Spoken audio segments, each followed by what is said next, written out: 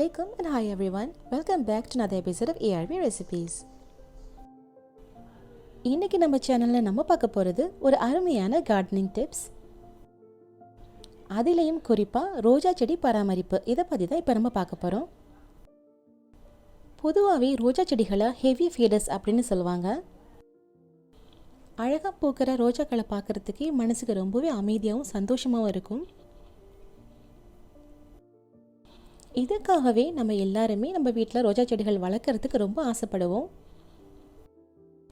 நர்சரிகளில் வாங்கிட்டு வரும்போது பூத்த பூக்கள் வீட்டுக்கு வந்த பிறகு புதுசாக நம்ம செடியில் எந்த தளிர் விடாமல் இருக்கும்.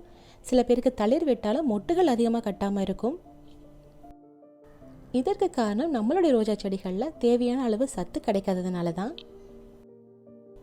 அடிக்கடி ரோஜா செடிகளை பொறுத்த வரைக்கும் வேர் வழியாகவோ இல்லை இலை வழியாகவோ நல்ல ஊட்டச்சத்து கொடுத்துக்கிட்டே இருந்தோம்னா நமக்கு அது பதிலுக்கு அழகழகான பூக்களை பொறுத்து நம்ம கண்ணுக்கு அழகு சேர்க்கும்.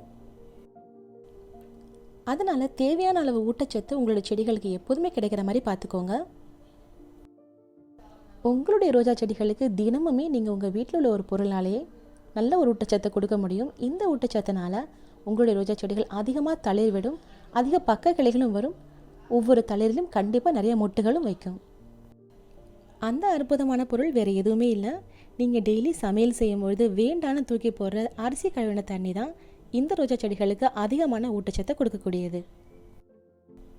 அரிசி கழுவின தண்ணீரில் நிறைய ஊட்டச்சத்துகள் இருக்குது. இந்த ஊட்டச்சத்துக்களை நம்ம வேறு வழியாக நம்மளுடைய ரோஜா செடிகளுக்கு கொடுக்கும் பொழுது அதிகமான மொட்டுகள் வரத்துக்கும் நிறைய புது தளிர்கள் வரத்துக்கும் இது கண்டிப்பாக உதவி செய்யும்.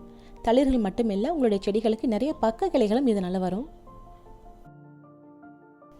மொட்டுகளும் நல்லா பெருசாக வைக்கிறதுனால பூக்களும் நல்லா பெருசாக அழகாக நல்ல பிரைட்டான கலர்ஸில் பூக்கும். சொல்லப்போனால் நர்சரியில் கிடைக்கிறத விட நீங்கள் வாங்கிட்டு வந்தீங்க இல்லையா, அப்போ கிடைச்ச பூக்களை விட இப்போ இருக்கிற பூக்கள் ரொம்ப பெருசாகவும் அழகாகவும் இருக்கும். அரிசி கழுவின தண்ணீர், அதாவது ரைஸ் வாட்டர், இதில் நிறைய ஹெல்த் பெனிஃபிட்ஸ் இருக்குது, பியூட்டி பெனிஃபிட்ஸும் இருக்குது.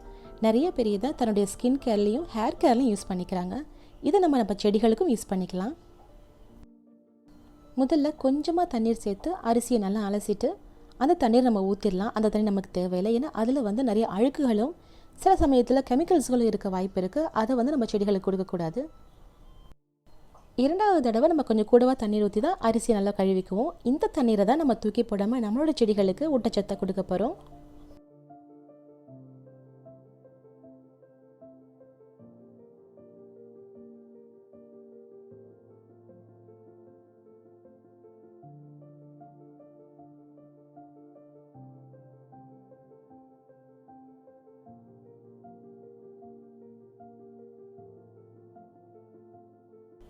இந்த ரைஸ் வாட்டர் நீங்கள் புளிக்க வைக்கலாம் வேண்டாம்.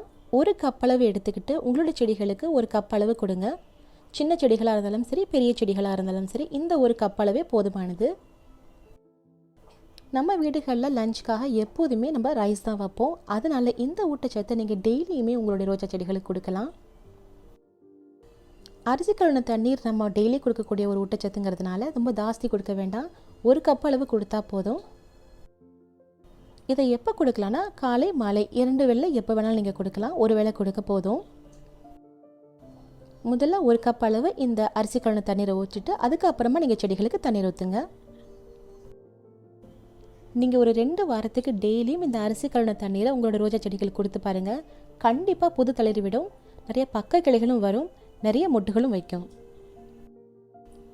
நான் இந்த டிப்ஸை ஒரு 2 மாதம் அளவு நான் ட்ரை பண்ணியிருக்கேன். ட்ரை பண்ணதுனால நிறைய எனக்கு பக்க கிளைகளும் வந்திருக்கு, நிறைய புது புது தளிர்களும் வந்திருக்கு. இந்த வீடியோவில் பார்த்தாலே உங்களுக்கு தெரியும். பூக்களும் ரொம்ப பெருசாக நல்ல பெரிய பெரிய மொட்டுகளாக வச்சுருக்கு. பூக்களுடைய கலரும் ரொம்ப பிரைட்டாகவும் அழகாகவும் இருக்குது. அதனால் கண்டிப்பாக இந்த டிப்ஸை நீங்கள் ட்ரை பண்ணி பாருங்கள். தளிரே விடாத செடிகளில் கூட கண்டிப்பாக தளிர் விடும். இந்த வீடியோ உங்களுக்கு பிடிச்சிருந்ததுன்னா please like, share and subscribe to ARB Recipes. Thanks for watching.